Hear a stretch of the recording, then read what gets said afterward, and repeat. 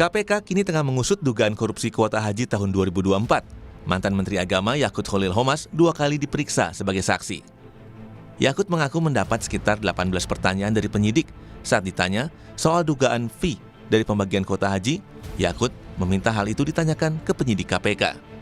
Memperdalam keterangan yang saya sampaikan di pemeriksaan sebelumnya, di penyelidikan. Jadi ada pendalaman. Ada berapa pertanyaan di dalam itu?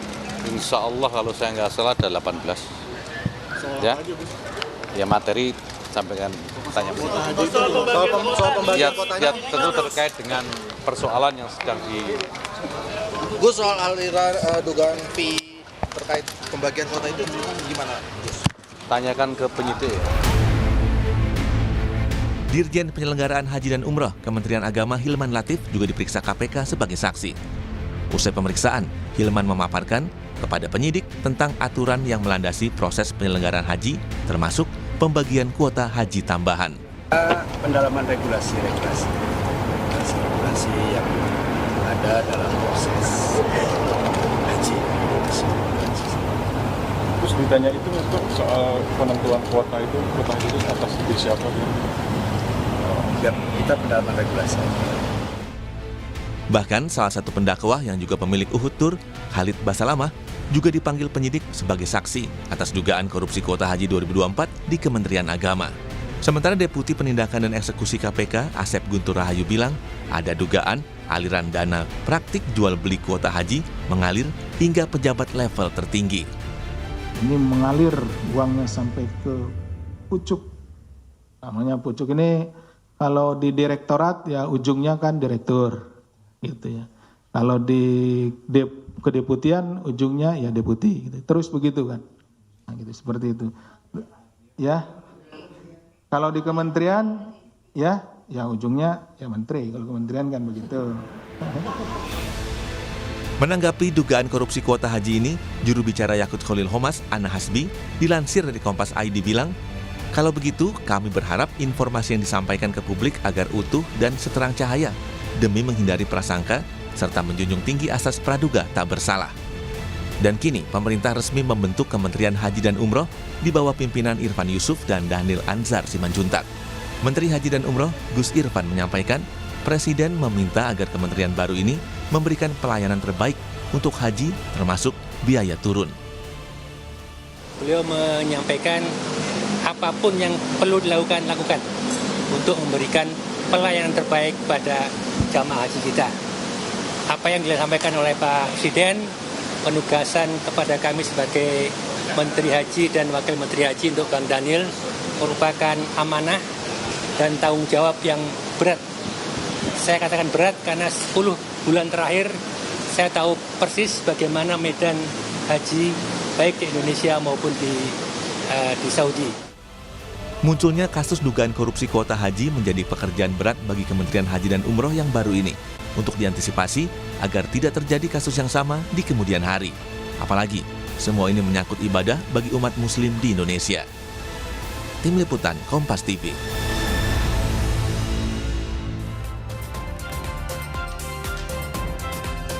Saudara, pemerintah di bawah pimpinan Presiden Prabowo membentuk Kementerian Haji dan Umroh yang khusus mengurusi tata kelola ibadah haji dan umroh. Seperti kita tahu, saudara, kasus dugaan korupsi haji 2024 menjadi sorotan publik.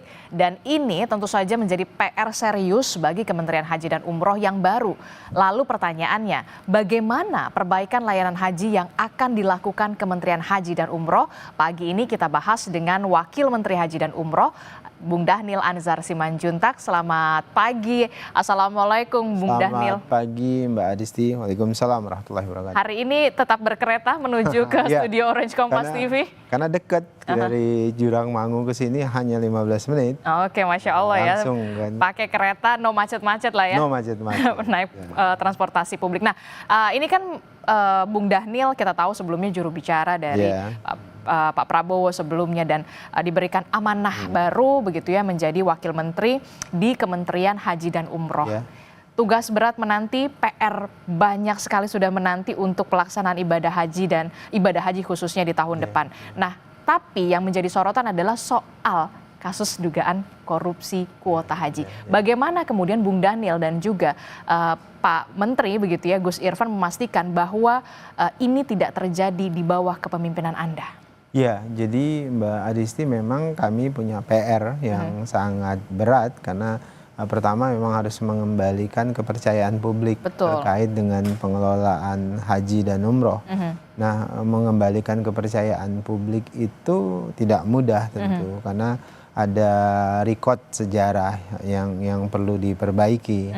Nah, oleh sebab itulah saya kemudian Pak Menteri Gus Irfan itu berkomitmen untuk memastikan integritas itu harus jadi wajah utama dari Kementerian Haji dan Umroh, dan kalimat itu juga yang dipesankan oleh Presiden Prabowo bahwasannya integritas itu harus jadi wajah utama Kementerian Haji dan Umroh. Bahkan Presiden memberikan analogi, misalnya kalaupun misalnya semua orang sudah korupsi atau semua institusi ada korupsi, harusnya di Kementerian Haji ini karena dia mengurusi sesuatu yang suci, itu tidak ada korupsi sama sekali. Jadi dipastikan Kementerian Haji adalah kementerian yang dikelola dengan bersih dan tidak mengotori tempat yang suci, istilah Pak Presiden itu. Nah, apa yang harus kami lakukan? Pertama tentu kami melakukan langkah-langkah strategis terkait dengan proses rekrutmen pada saat ini, Mbak Adisti. Proses rekrutmen apa yang kemudian saat ini dilakukan oleh Kementerian Haji dan Umroh? Karena kita tahu ini harus cepat untuk tune in lah dalam artian. Iya, betul. Jadi karena Undang-Undang Pasal 8 tahun 2019 dan perubahan ketiga pada saat itu memang mengamanatkan ada migrasi atau pergeseran SDM dan aset dari Kementerian Agama dan Kementerian Kesehatan. Jadi ada dua kementerian yang secara otomatis mengalami pergeseran ke Kementerian Haji. Nah, dalam proses pergeseran itu, migrasi dari dua kementerian ini, kami melakukan assessment, Mbak Adisti, karena tidak bedol desa. Jadi semua misalnya, ini sekarang Kementerian Agama menyodorkan 14 nama, Kementerian Kesehatan menyodorkan sekitar 50 lebih nama untuk pindah ke Kementerian Haji dan Umroh. Nah, prosesnya tidak semuanya kami tampung, tapi kami melakukan proses assessment plus tracking. Tracking ini yang harus rekam jejak. Jadi dengan melibatkan KPK dan kejaksaan. Oke, melibatkan jadi KPK dan kejaksaan. nanti saya sudah bicara dengan kejaksaan beberapa waktu yang lalu agar berkenan melakukan tracking beberapa nama ya, untuk memastikan mereka tidak terkait dan tidak bersentuhan dengan kasus-kasus korupsi di masa yang lalu. Kemudian dengan KPK nanti kami akan menyetorkan semua nama calon dan bakal pejabat di Kementerian Haji dan Umroh untuk dibantu di tracking, karena kan KPK yang sekarang menangani penanganan kasus kuota dan kasus-kasus korupsi sebelumnya. Jadi dengan begitu itu akan membantu kami untuk memahami rekam jejak masing-masing pejabat yang akan bekerja bersama kami di Kementerian Haji nanti, Mbak Adisti. Luar biasa begitu ya, cukup idenya cukup bagus begitu ya, tidak hanya assessment juga melibatkan KPK dan kejaksaan. Jadi bisa dipastikan orang yang masuk di Kementerian Haji dan Umroh ini bisa benar-benar amanah untuk menjalankan tugas ini begitu ya, Bung Daniel. Bung Daniel, kalau kita lihat ini kan Kementerian Haji dan Umroh baru, tapi kemudian setiap tahun ibadah haji itu tetap dilaksanakan. Apa perubahan atau dalam tanda kutip prioritas-prioritas yang dilakukan oleh Kementerian Haji dan Umroh, perubahan yang signifikan seperti apa? Ya, sebenarnya kan kami tidak dimulai dari nol seperti semboyannya Pertamina. Jadi tapi kami sudah memulai dari awal. Misalnya kan Kementerian Agama sudah 70 tahun melakukan pelayanan terhadap haji. Dan kami punya momentum sebenarnya, Mbak, ketika Kementerian Haji itu dibentuk oleh Presiden melalui Badan Penyelenggara Haji yang saya dan Gus Irfan juga di situ. Nah, dalam proses persiapan itu kami punya waktu untuk mempelajari, mengawasi secara langsung proses persiapan haji tahun yang lalu 2005 ini. Nah, di proses-proses itu kami memang menemukan banyak problem atau sebutlah lubang-lubang yang menyebabkan permasalahan haji atau penyelenggaraan haji itu semeraut atau ada manipulasi, ada praktek rente di situ, ada praktek saya bahkan sering menyebutkan ada fakta kartel perhajian di situ yang kemudian kalau perintah presiden ya harus kalian sapu, harus kalian babat dan harus keras terkait dengan praktek-praktek kartel haji tersebut. Nah, hampir di semua proses persiapan kegiatan perhajian itu pasti ada lubang-lubang yang berpotensi terjadi manipulasi, ada praktek rente dalam setiap prosesnya. Salah satunya? Misalnya data, ya, data kita itu masih dalam tanda kutip semeraut. Itu yang kemudian bisa dipermainkan oleh kelompok-kelompok, oknum-oknum mulai dari di daerah, provinsi sampai dengan pusat. Misalnya Mbak, saya kasih contoh, ada satu jamaah kemudian suami istri misalnya. Suaminya meninggal, artinya kan harus ada pengganti. Nah, oleh beberapa oknum itu diganti oleh orang lain dengan seolah-olah si suaminya ini mahromnya si perempuan ini, padahal ini bukan mahromnya. Nah, praktek pemalsuan mahram itu banyak dilakukan di beberapa kesempatan dan temuan-temuan kita itu signifikan. Nah, ketika ada praktek pergantian mahram, pemalsuan mahram itu ada nilai di situ, ada rente di situ. Anda bayangkan Mbak, ini mau naik haji tapi berbohong. Tapi berbohong. Makanya saya beberapa kali ini nanti berharap dari MUI untuk ada fatwa yang keras dan tegas bahwasannya naik haji itu harus dengan cara yang baik. Harus cara yang hasanah, karena ini ibadah yang suci, ibadah yang hasanah. Kalau cara untuk berangkat ke sana tidak hasanah, tidak baik, berarti hajinya itu tidak baik atau bukan haji yang makbul, bahkan apalagi mabrur. Ini pasti haji yang keliru, yang salah lah. Gitu. Termasuk juga soal dugaan kuota itu tadi. Karena kita tahu waktu tunggu untuk mau ibadah haji di Indonesia itu lama banget. Lama memang. Bung Daniel. Jadi tadi ya itu baru dari sisi data loh Mbak. Belum kita bicara catering yang kebocorannya luar biasa, bisa 20-30%. Belum bicara akomodasi tenda, belum lagi hotel, belum lagi penerbangan. Hampir di semua proses itu pasti ada lubang-lubang potensi praktek rente. Nah, di bagian itulah kami berkomitmen untuk memastikan perintah presiden itu kebocoran-kebocoran itu harus segera ditekan. Kalau bisa sampai 0%. Jadi jangan sampai 20-30% itu kan menyebabkan inefisiensi yang luar biasa. Yang dirugikan itu jamaah Mbak dalam praktek-praktek rente tersebut. Ya itu tadi tugas Bung Daniel dan juga Pak Menteri begitu ya, Gus Irfan cukup berat begitu ya. Bahkan sebelum untuk ke ibadahnya saja sudah harus dibersihkan begitu untuk kebocoran-kebocoran itu. Nah, tapi yang kemudian diperhatikan adalah ada perintah dari Presiden Prabowo Subianto untuk biaya haji lebih turun lagi. Saya belum puas. Mungkinkah itu terjadi? Jadi itu komitmen politik presiden dan perintah itu sangat memungkinkan. Jadi sangat rasional ketika presiden meminta agar BPIH atau biaya penyelenggaraan ibadah haji atau terutama dalam bahasa awam itu ongkos naik haji itu ditekan. Itu sangat memungkinkan Mbak secara politik dan secara ekonomi juga sangat memungkinkan. Kenapa begitu? Pertama, Presiden melihat potensi kebocoran yang sangat tinggi. Tadi saya sebutkan 20 sampai dengan 30 kebocoran. Jadi kalau kemudian kita bisa menekan kebocoran-kebocoran itu, maka kita bisa merasionalisasikan biaya atau ongkos naik haji. Paling tiga berapa persen turun? Nah, kalau kemudian kebocorannya bisa kita tekan sampai dengan 0%, maka kita akan bisa signifikan menurunkan. Tapi dari sisi ekonomi kan memang orang kok banyak yang bilang nggak rasional kalau kemudian ongkos haji diturunkan karena dolarnya justru naik. Kalau tahun lalu itu standarnya 16.000 per $1. Nah, tahun ini kan 16.500. Jadi asumsinya pasti naik. Ongkos semuanya pasti naik. Nah, tapi dari sisi hitung-hitungan finansial memang terkesan tidak rasional. Tapi yang dilihat oleh Presiden dan yang juga kami lihat itu adalah bagaimana inefisiensi pembiayaan haji itu bisa dipotong. Inefisiensi itu disebabkan oleh kenapa? Oleh kebocoran.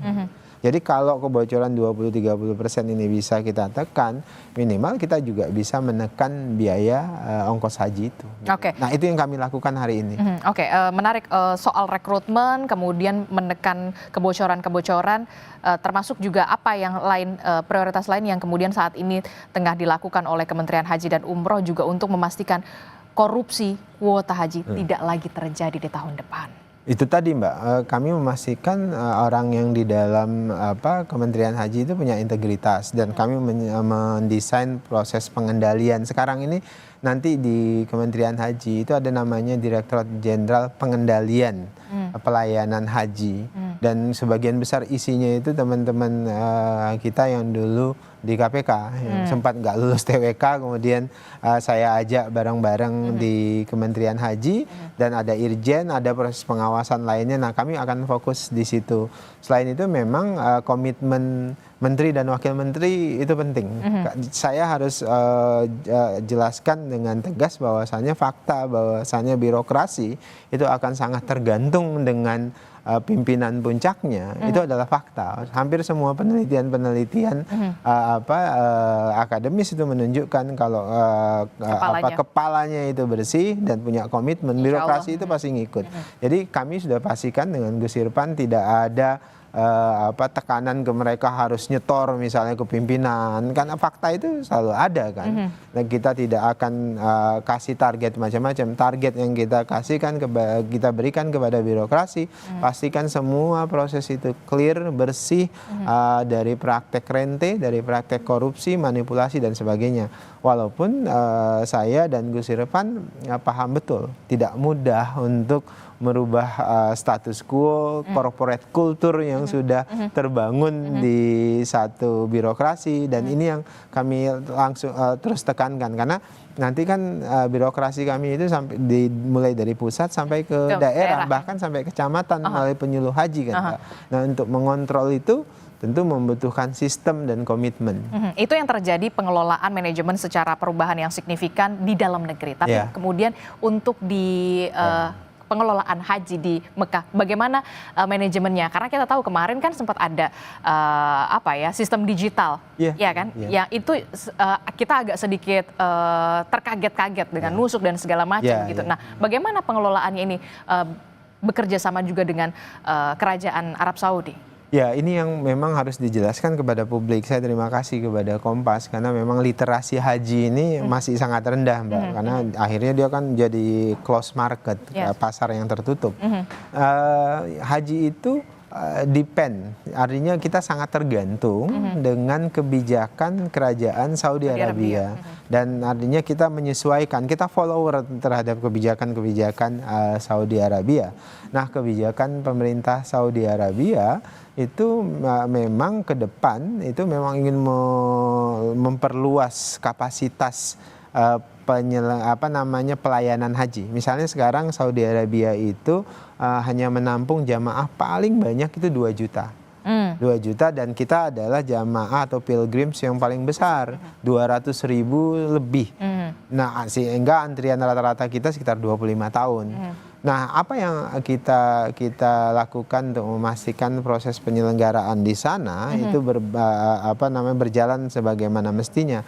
Kami dengan Kementerian Haji Saudi Arabia itu akan membentuk yang namanya task force bareng bersamaan. Karena di dunia ini hanya dua institusi, hanya ada 2 Kementerian Haji, yaitu Kementerian Haji Saudi Arabia dan Kementerian Haji Indonesia.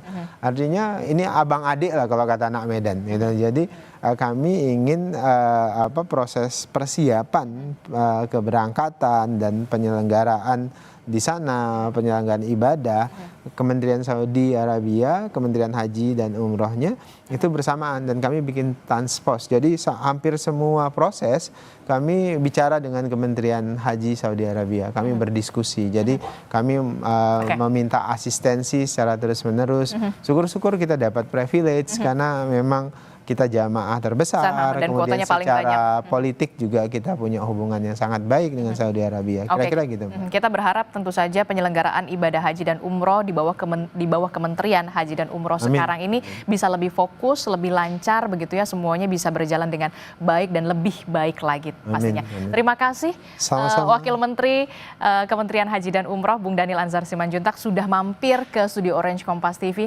Sehat selalu. Sama-sama Mbak Disti, sehat juga. Ya, saudara.